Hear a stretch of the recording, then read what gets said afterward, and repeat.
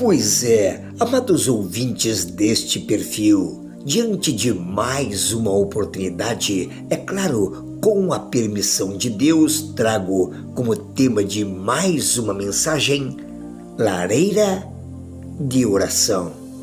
No entanto, fique com essas lindas imagens que ao decorrer deste vídeo irão aparecer. E diante dessas lindas imagens de um lar aconchegante, eu quero chamar a sua atenção para uma reflexão sucinta, juntamente comigo. E para quem ainda não me conhece, por vez eu quero me apresentar a você.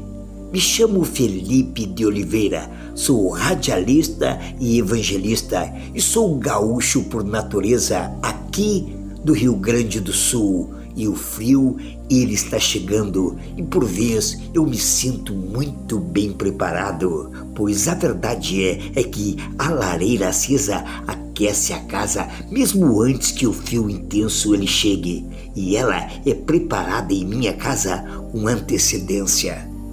E assim, a minha esposa, com muito amor e muito carinho, ela pega e separa a lenha, acende o fogo e mantém as chamas vivas para que, quando a noite fria apertar, já exista calor o suficiente dentro do nosso lar. Mas para essa lareira se manter completamente viva e acesa com fogo eficaz, é necessário que a minha mulher, com muito amor e muito carinho, como sempre, mantenha o depósito de madeiras sempre cheio.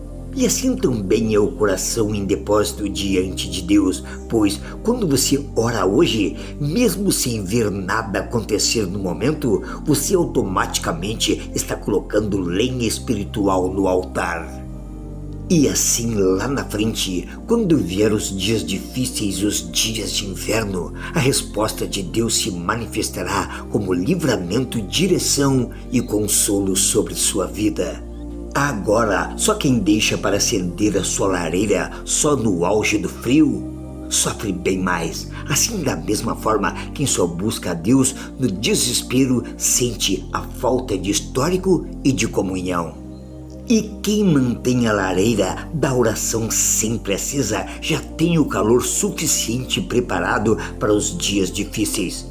Por isso, ouça o meu conselho, ore hoje, pois o que agora parece silêncio pode ser cuidado de Deus, sendo preparado para te sustentar no dia de amanhã.